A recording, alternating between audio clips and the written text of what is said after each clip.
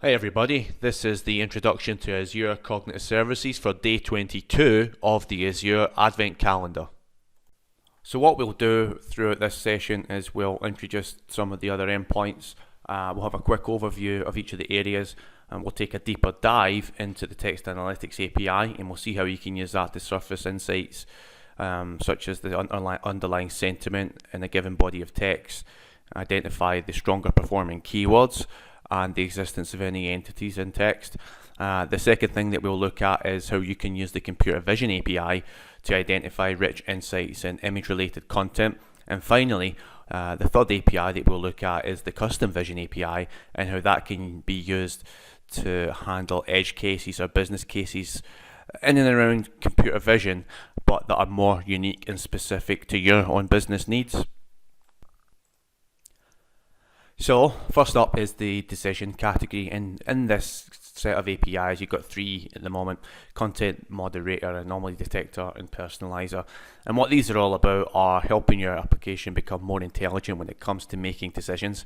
So if you need to create a recommendation engine or provide content that's more personalized for users that are using your particular news portal, this is the category that you want to be checking out. Alternatively, if you are in the business of processing time series data and you're looking to identify spikes and dips in that information, Anomaly Detector is another service that's really worth checking out. And if we move on to the next category, which is the Vision APIs, what these are all about are identifying and classifying images that you pass through it. So whether that be surfacing actionable insights in images such as the existence of brands, people's faces, animals, and objects, right down to facial recognition and identifying the underlying emotion that's being expressed in the photograph. There are other APIs in there such as the Form Recognizer, which is a document extraction service, and with that you can process documents at scale that may or may not be structured in their format and with their content, and that service can let you process documents such as invoices, expense receipts, mortgage statements, and it will extract a dictionary of key valued pairs. So you're taking your pseudo structured information, whether it be in image related format and forms, and then out the other end you're getting structured data that just makes it easier for the machine to work with. Within the language category of APIs, you've got a collection of APIs there that are all about processing natural language and understanding human language. So we touched on that a little bit earlier in terms of text analytics, and what that lets you do is identify keywords, sentiment, the existence of any entities. If you look a little bit down, we can see we've got the Q&A maker and language understanding services. These are used quite extensively within the development of chatbots, and through a series of click and create interfaces, if you want to use that mechanism, you can construct complex natural language understanding models and then fuse that into your chatbot development. And there's other services such as the text translator, which you can set that service up, and then out of the box you've got a text translation service, which is pretty cool. If we move on to the speech recognition APIs, a collection of services here that are all about manipulating speech, whether that be translating speech, performing a text-to-speech translation, or a speech-to-text translation. One of the more newer services in there is in and around speaker recognition, and that helps you identify the actual person that's doing the speaking within a given audio file. And if we move into the search collection or category, effectively what we've got here is Bing in a box. We won't go through all of these, but what you can do is set up this service and using the respective endpoints get rich search results, whether it be related to news articles, image related content, or entities or images that you're interested in. Some of the kind of notable ones in there are the Bing custom search and the auto suggest and spell check, and using a combination of those three you can basically build out your own customized search engine. Alright, with the Bing custom search you can provision what's called a search instance, and you then seed that with resources or data sets that contain the information that you want your users to be able to search against, whether that be in the form of public or privately formed URLs. And you can add another layer of intelligence over that by introducing like the auto suggest, so you can really funnel users down into the long tail in terms of the search results that you want them to be able to get to find. And you got the option of adding like another layer of like the spell check over and above that to kind of really just give the optimal user experience. Another cool thing with the custom search actually is that you can have total control over the priority and the ordering of the result sets that are retrieved in terms of like when they're presented back to the user. So that was a quick overview of the 5 categories and some of the APIs. The next thing really is well, how do you consume them? It's pretty straightforward really, and you only need a few steps. You get yourself into the Azure portal, track down the service that you're interested in, pick off a price point. There are free options at the minute. You create it and then you grab your endpoint, which you can see up here, and then you get your private access keys and you're good to go. And just on that note, actually, you have a few options in terms of the integration. What you can do is you can consume the endpoints using the dedicated SDKs, of which there are many available in multiple different languages. Just have a little bit of a look online for those. And using that model, what you can then do is like get developing with this stuff really quickly, in the sense that each of these SDKs come with a rich set of object models for you to work with as a developer. Alternatively, you may not want to use the dedicated SDK, and that's fine. In that instance, what you would do is take the endpoint and then, using the API reference guide, construct the low-level REST requests, and then consume the data that way, and then manually pass out the JSON and maybe map it to a custom object of your own. So the next thing that we'll do is we'll dive into a C# demo that shows us how to consume the text analytics API, and what we'll see here is how that with just a few lines of code you can perform sentiment analysis, surface some of the stronger performing keywords, and identify any entities in a given body of text. So we're in Visual Studio and we've got a collection of console applications here. The one that we're going to be looking at is this text analytics project, and it's a simple console application, and I'm using the dedicated SDK and NuGet package to do this. There's not a lot really to talk about in terms of the code. It's pretty straightforward. If we just jump into here, we'll see the entry point for this console application. We've got some text here that we just emit into the console, and then we call each of the 3 methods. If we look a little bit closely at the process entities, we'll see we've got a document ID and then the stream of text that we're passing in.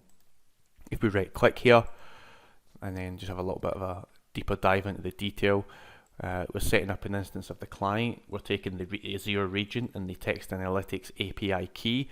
We're passing those in, and then we simply invoke the entities method, and then what we get back is a response that contains a collection of entities that we can traverse through. If we take a little bit of a closer look down here, however, what we can see is we've got some other properties that we're emitting into the console application. So here we're putting out the entity name, the type, and the Wikipedia URL. And just a little bit of a note on that Wikipedia URL. So in theory what you could do is you could pass in a body of text, retrieve back the entities, and then get the Wikipedia URL. You could then make another request using the Wikipedia URL in the form of an HTTP request, get that data back, and then run text analytics again to surface additional insights. Just some other ideas in and around how you can use that information. So that's process entities. Process key phrases. It's the same setup, but we just call key phrases and we look through and display all the key phrases that have been identified. Process sentiment, again, it's the same. However, this time we are sending out the score that's been identified for this text property that we pass in. The closer to 1, the more likely it is that body of text is expressing positive emotion. The closer to 0, the more likely it is that text is expressing negative emotion. So let's run this. So we're going to run this application now. We'll whiz through it all, and we'll get a breakpoint here. We'll dive back into the console application. And we can see here we've got 3 sections. So this was up here we've got the text that we sent through, and we've got the 3 categories based on the methods that we called. So if we look at the first one, we can see we've got Microsoft Ignite's being picked out. We've got the entity type as being other, and we've got a Wikipedia URL. If we look down here, we've got Ignite again, it's an organization, and then we've got a location here, and the type's being correctly identified as location. And we've also got a Wikipedia URL reference for Orlando in Florida. If we look down here, down to key phrases, we can see that the API has surfaced the stronger performing keywords in this text that we've got up here. And what it's done here is it's removed a lot of the what are called like noise words or stop words. Those are basically words that don't add that much to the overall meaning of the sentence. In the past, you probably have to go through quite a bit of pain to achieve that, whether that be implementing your own custom part of speech tagger or NLP library. So it's removed words like lots of, at, and that's something that I've got quite a bit of experience with. I went through quite a bit of pain building like a text analytics library, but with this API you get it out the box, so I no longer have to do that. Finally, if you get the sentiment score, which is 91, which I think we all agree that it's expressing positive emotion in that sentence. So that was a very quick run through of the text analytics API and an introduction to the cognitive services. The next thing that what we'll look at now is the computer vision API, right? And what that's about. So, as the name suggests, the computer vision API is all about processing and parsing out information that's contained in image-related content. And using this API, what you can do is extract insights such as human-readable tags, human-readable descriptions. You can identify the existence of any humans or faces in an image, and even down to like the existence of like the most popular brands that are available in that image. So, how does it do that?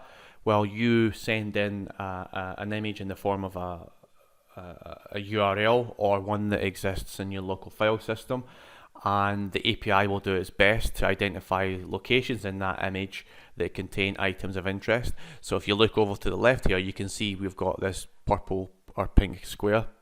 That's known as a bounding box. If you take a little bit of a closer look here, you can see we've got the coordinates of the bounding box and any of the items that are in there, along with some of the confidence scorings for each of the properties. If we take a little bit of a closer look at the same image and these properties, you can see that in this instance the API has identified that we're dealing with a lion, it's a mammal. Just like the text analytics API, the closer to 1, the higher degree of confidence or probability that the API believes it's found for that particular attribute. Down here, and this is like some of the cooler features as well. So just by passing in this image, automatically the API surfaced a collection of human readable tags that best describe that image. So if you imagine you're processing a lot of data or images at scale and you want to do some reporting over that, well, how can you do that? In the past, you may have supplemented the image with some metadata, and manually passed that out. Well, with this API, you don't need to do that anymore. It will automatically generate these human readable tags for you, along with a respective confidence scoring.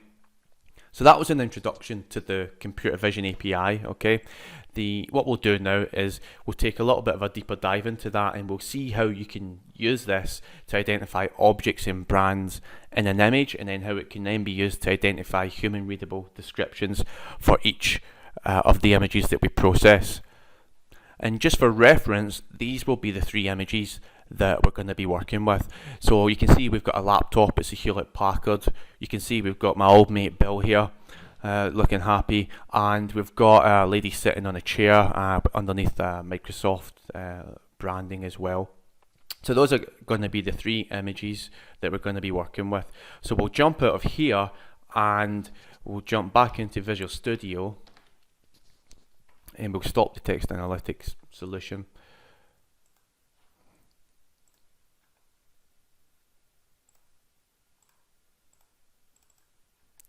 So this is another console application, and what this has is a folder that contains each of the 3 images that we just looked at. So we've got the Hewlett Packard laptop, we've got the lady, and we've got Bill.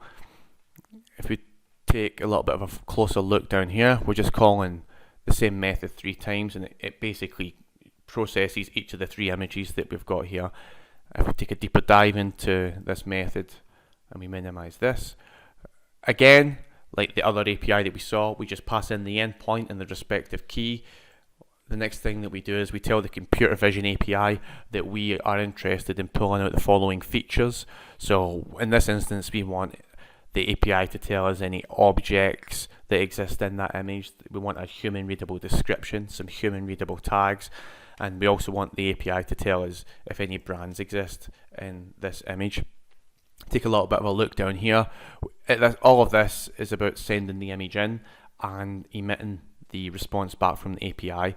So here we pass in the image and the features that we're interested in, and then we invoke it here, and then we get some results back.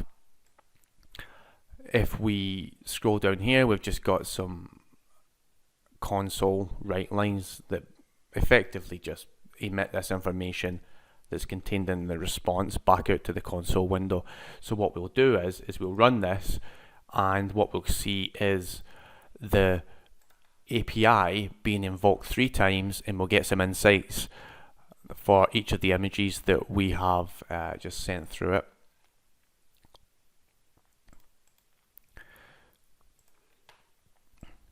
So we ran it 3 times for the HP laptop, lady that was sitting on the chair, and Bill. And if we go back into the console, okay,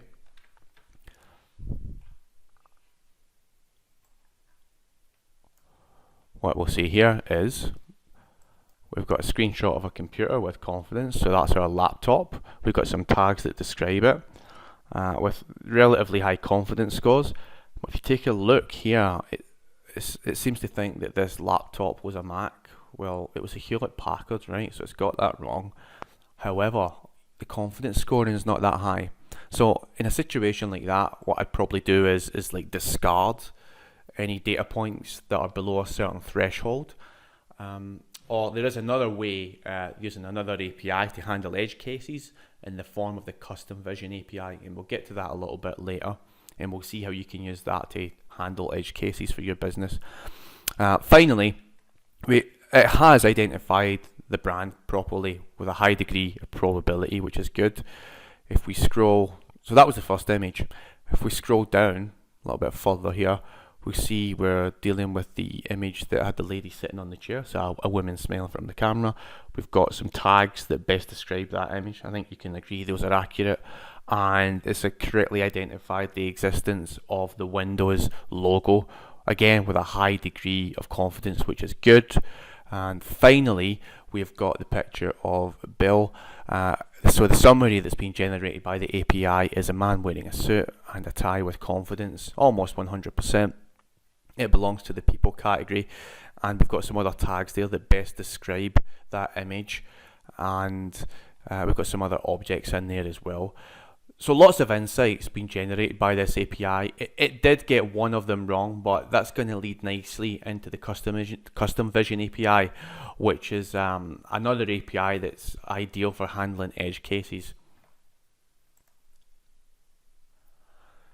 So now we move on to the custom vision API.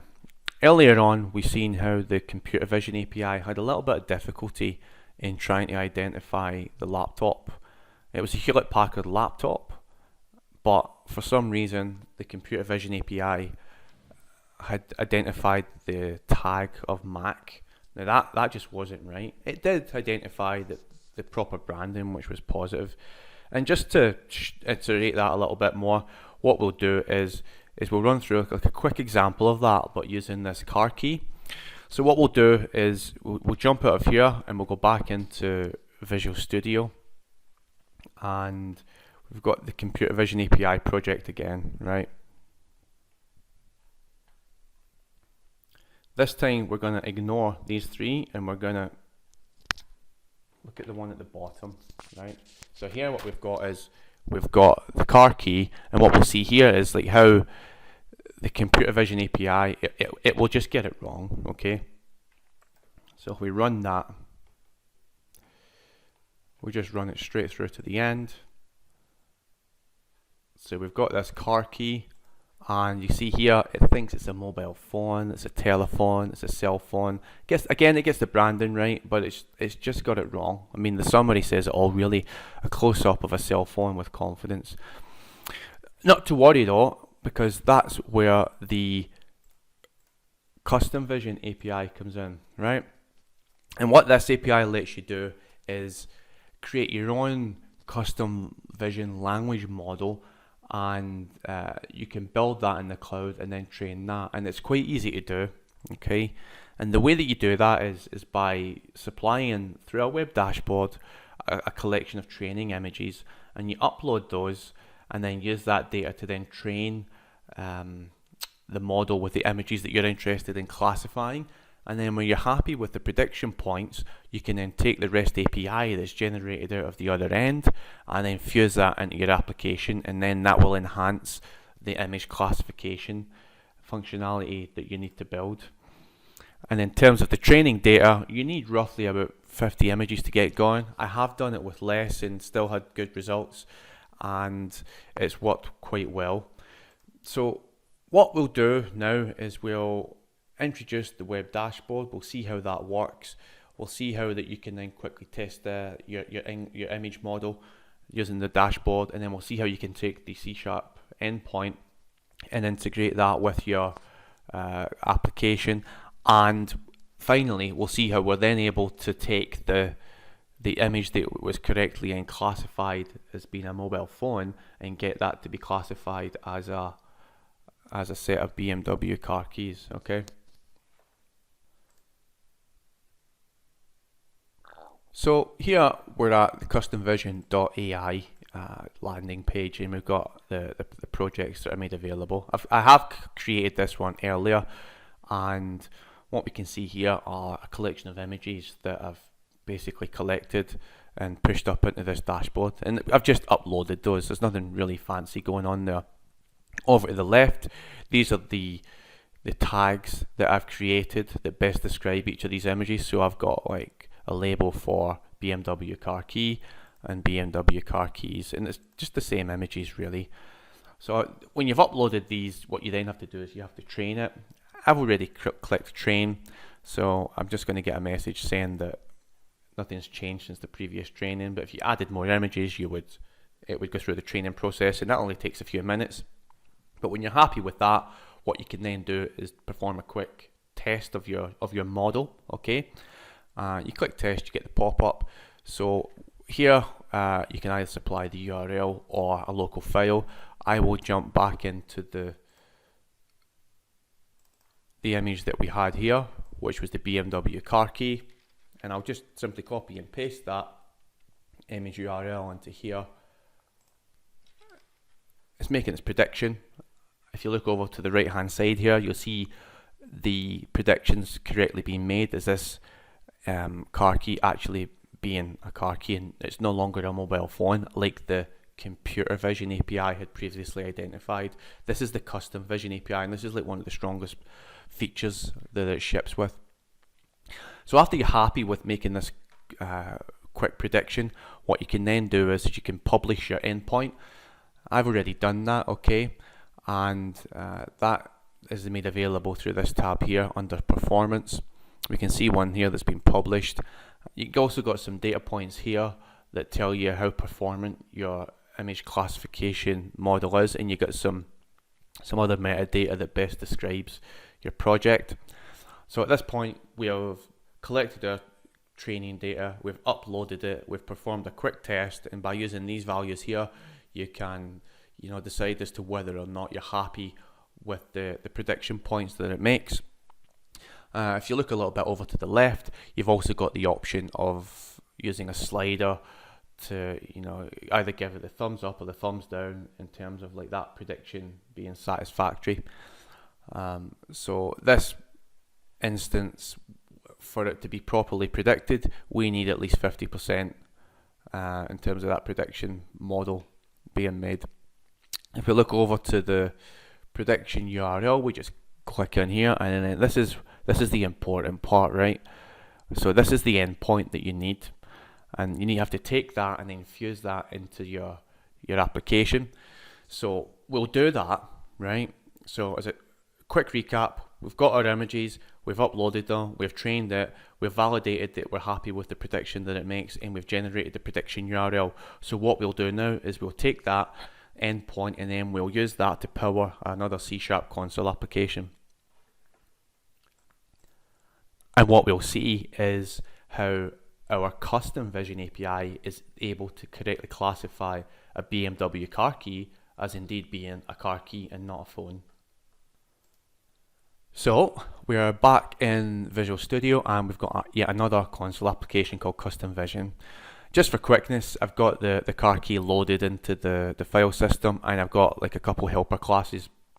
If you look at the entry point for this console application, we are just loading in the BMW car key, and we're calling our helper class and making a prediction request. This is just a helper class that I've created that takes in the file path, makes an HTTP request, passing in the respective endpoint and key, takes out the binary content from that image, and then pushes that over to the Custom Vision API endpoint. After it's done that, we get the response, and then we take out the JSON that's returned, and we simply format that and push that out into the console. So we'll run this, and what we'll see is how the Custom Vision API is then able to use the intelligence that we've created in our language model in the cloud and then make the proper prediction. So it's ran pretty quickly. If we could jump back into the console application, what we've got is some metadata based on our project that we had created, and we've got the predictions that are being made. So we can see here we've got the tag name, the tag ID, so a car key with 76% probability, and BMW car keys with like 23% probability. So before, with the computer vision API, it had problems in identifying like a laptop as being an Apple Mac. It also had problems with trying to identify this car key as being a car key. It seemed to think it was a mobile phone player, or a music player rather, an iPhone, communications device, and all those other tags. But what we've seen here is how you can tap into the power of the Custom Vision API to handle use cases and edge cases that are unique to your business. So thanks for watching, and this has been an introduction to Azure Cognitive Services. We've taken a little bit of a deeper dive into the Text Analytics API. We've seen how you can use the Computer Vision API to surface actionable insights and image-related content. And finally, we've seen how you can use the Custom Vision API to handle edge cases that are unique to your business. Thank you.